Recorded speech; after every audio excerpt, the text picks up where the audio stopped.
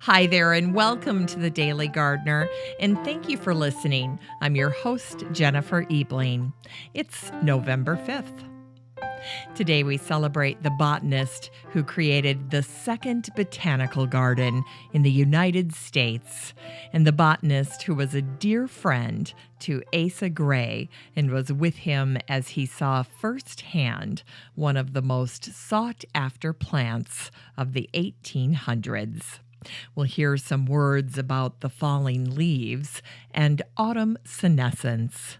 And we grow that garden library with a book that is so gorgeous that some folks buy copies to cut out the pages to frame them. I'll talk about the 3 things you need to do to winterize your pressure washer. And then we'll talk about a troublesome otter in Vancouver. But first, let's catch up on a few recent events. Who doesn't want more small garden design ideas on a budget?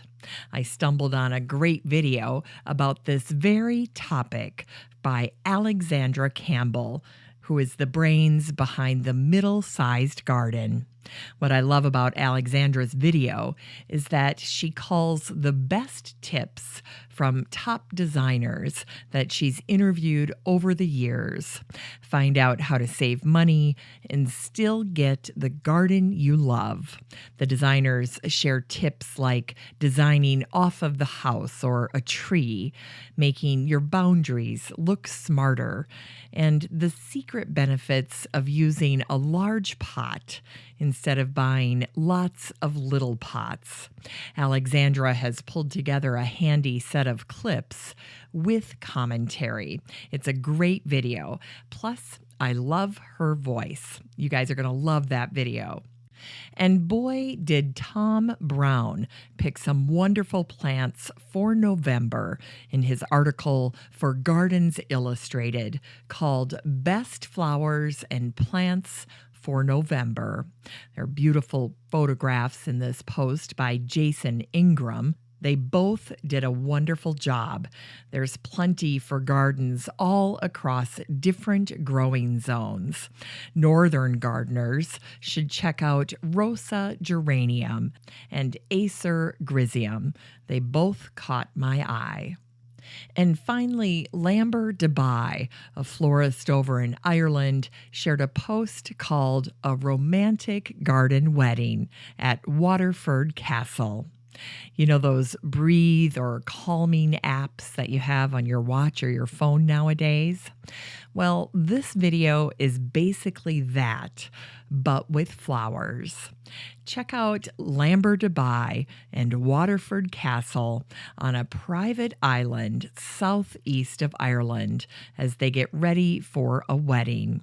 Lambert's woodland birch arch includes blue and pink summer hydrangea, along with tall plumes of pampas grass. It's a unique combination, and it's just incredible. And I loved watching this video, and I think you'll enjoy it as well. Now, if you'd like to check out any of these curated videos and articles for yourself, you're in luck, because I share all of it with the listener community in the free Facebook group, the Daily Gardener Community.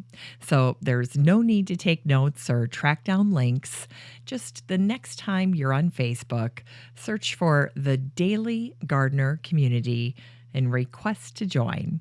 I'd love to meet you in the group. Here's today's brevities. Today is the anniversary of the death of the botanist Humphrey Marshall, who died on this day in 1801. The Marshalls were cousins to the Bartrams. Their mothers were sisters. John Bartram was known as the father of American botany. He ignited Humphrey's love of native plants. John had established the country's first botanical garden, and in 1773, after Marshall inherited his family estate and a sizable inheritance from his father, He created the country's second botanical garden. He incorporated natives, naturally, but also exotics. Marshall forged a friendship with the British botanist John Fothergill, who paid Marshall for his plant collecting. Fothergill was a collector himself, and he introduced Marshall to many of Europe's top botanists and a growing list of customers. Marshall's contacts helped him source new plants for his botanical garden. And 25 years before Thomas Jefferson sent Lewis and Clark on an expedition to the West, it was Humphrey Marshall who first made that suggestion in 1778, in 1785, and 1792. He was like a dog with a bone. He really wanted the United States to explore the West. And a fellow friend, Quaker and botanist Joseph Trimble Rothrock, wrote this about Marshall. The earth abounds in beauty, all of which is opened to his chastened senses. He revels in the sunlight and the breezes. The songs of the birds fall, welcome into his ear. The colors of the flowers attract him. Marshalltown, Pennsylvania, was named in honor of Humphrey Marshall. In 1785, Marshall published the very first American essay on trees and shrubs.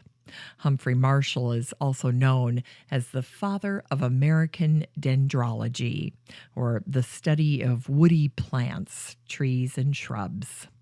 And the genus Marshallia is named in honor of Humphrey Marshall.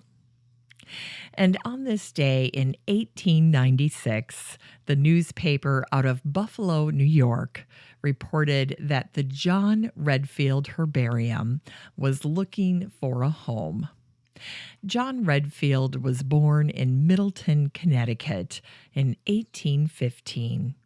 In 1836, Redfield became friends with Asa Gray after joining the Lyceum of Natural History in New York, where Gray was the librarian and superintendent. They remained lifelong friends. When Redfield married in 1843, he moved to Philadelphia and worked for his father-in-law's company, making wheels for the railroad. During his free time, Redfield went on plant hunting expeditions with his good friend Asa Gray and John Torrey, as well as other botanists. During the 1840s, Gray was trying to locate a plant called the Shortia galaxifolia, commonly known as the Oconee bells. André Michaux had found the plant and had sent it back to Paris. In 1839, when Gray was in Paris on behalf of Harvard, he found a cabinet of unidentified plants, and there was Michaux's plant, the Oconee bell. Gray named the plant Shortia in honor of the Kentucky botanist Charles Wilkins Short. Gray made two serious attempts in 1841 and in 1843 to find the spot where Michaux had found the Shortia, but both attempts failed. Soon every botanist wanted to find the Shortia. In 1863, Charles Short died, and still no Shortia. Botanists dealt with constant comments like, "Found Shortia yet?" In May of 1877, a North Carolina teenager named George Himes was walking beside the Catawba River when he spied a plant he couldn't name. His father was an amateur botanist, and he sent a specimen of the plant to a friend. Eventually, the specimen made its way to Asa Gray, who could be heard crying Eureka when he saw it. In 1879, Gray organized a group to see the Shortia in person. Along with his dear friend, John Redfield, Gray brought his wife, Charles Sprague Sargent of the Arnold Arboretum, and William Canby. Sure enough, they found the Shortia growing in the same spot Himes found it. It was an honor for Redfield to be there with his old friend. Redfield devoted most of the final 20 years of his life to the herbarium of the Academy of Natural Sciences in Philadelphia. During Redfield's lifetime, botanists would visit John Torrey if they were in New York, Asa Gray if they were at Harvard or in Boston, and John Redfield when they passed through Philadelphia. It helped that people genuinely liked Redfield. His botanist friends noted his strong yet tender character when they wrote about him in his obituary. Redfield's work at the Academy was both worker bee and preservationist.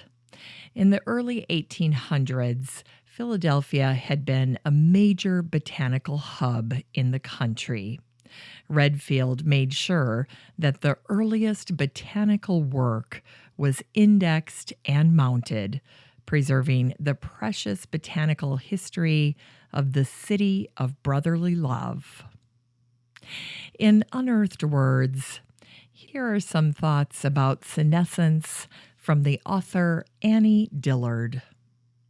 Nature is, above all, profligate.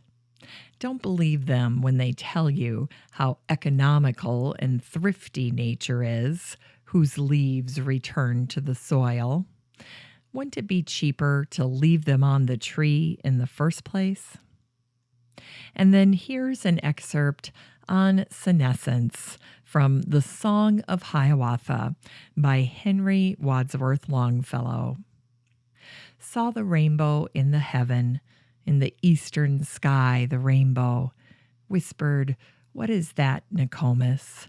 And the good Nokomis answered, "'Tis the heaven of the flowers you see there. All the wildflowers of the forest, all the lilies of the prairie, when on earth they fade and perish, blossom in that heaven above us." Today's Grow That Garden Library book recommendation is Botanicum by Katie Scott and Kathy Willis. I got my own copy of this book just last week, and it immediately became one of my favorites. It's a beautiful coffee table book with stunning pictures and heavy paper, although it was actually written for kids ages 8 to 12. But don't let that dissuade you. It really is a remarkable book. It's chock full of information, and the images are just stunning. Just seeing it on my ottoman in the family room makes me so happy. I love it.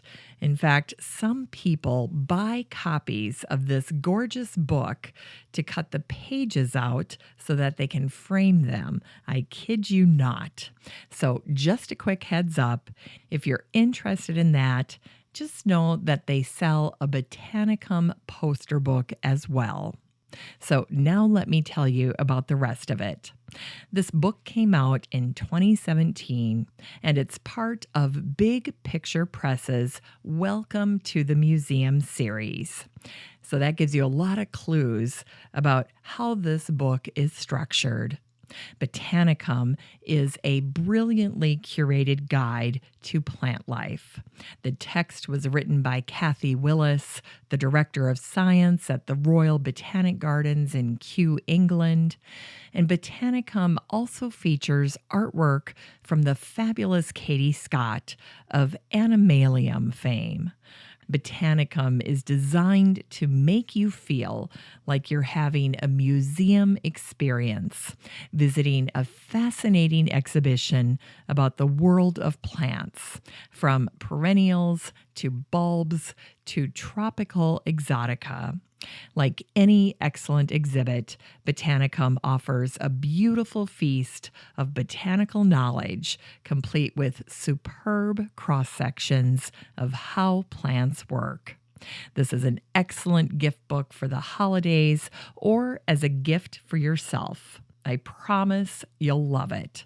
It's undoubtedly one of my unexpected favorites this year, a treasure of art and botanical information.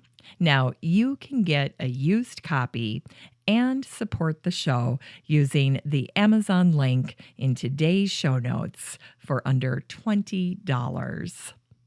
Here's today's garden chore. Take 5 minutes and winterize your pressure washer. If your pressure washer is gas operated, you need to start with this step first. Add a fuel stabilizer to the gas tank. Then you're going to run the engine for 2 minutes to get the stabilizer to circulate through the engine system. Now, if your pressure washer is electric, you begin the process here. And if you have a gas pressure washer, you continue on here as well. So your second step is to hook up the pressure washer to your garden hose. This time you're going to let it run to clean the detergent out of the system. When you feel like that's taken care of, go ahead and turn the water off. Take the garden hose off the pressure washer and then spray it until no more water comes out of the system. And then finally, and most importantly, add antifreeze pump saver to the pump inlet. If the temperatures are going to go anywhere near or below freezing, you want to do this so that your pressure washer doesn't freeze up and you don't end up buying a new one like I have done way too many times in my history as a gardener. Finally, here's something sweet to revive the little botanic spark in your heart. This past week, the Global News shared a story called Koi Tremble in Fear as otter makes reappearance in Vancouver Chinese garden. Nearly a year after a hungry otter began decimating the koi population at Vancouver's Chinese gardens, the Vancouver Park Board said Saturday that the otter was spotted in the koi pond on Wednesday morning last week after the carcasses of 3 koi were found. The Park Board staff began draining the pond that same day to transfer the remaining koi to a temporary holding area off-site. Now, it's not known yet whether this otter is the same one as the one that ate 11 of the garden's 14 prized koi fish in November of last year, including a 50-year-old fish named Madonna. What a shame. Now, when I shared this story in the Facebook group, I wrote, "There ought to be a law." But in all seriousness, for pond owners, there's nothing worse than losing your koi.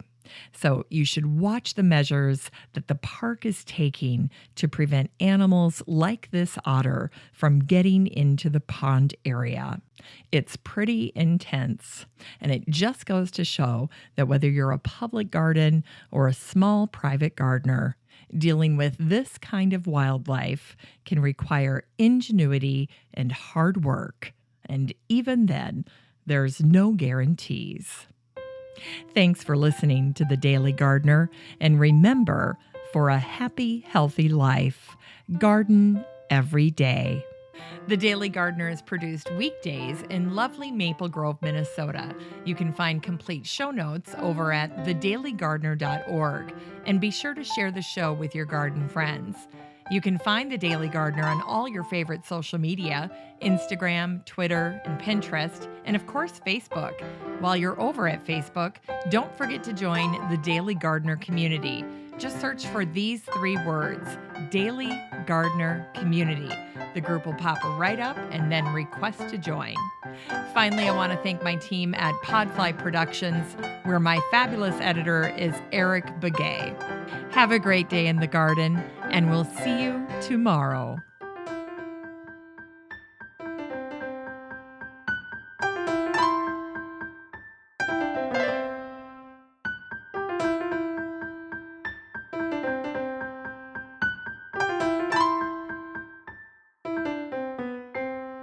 Shared a story called Koi Tremble in Fear as Otter makes reappearance in Vancouver Chinese Garden. Nearly a year after a hungry caterpillar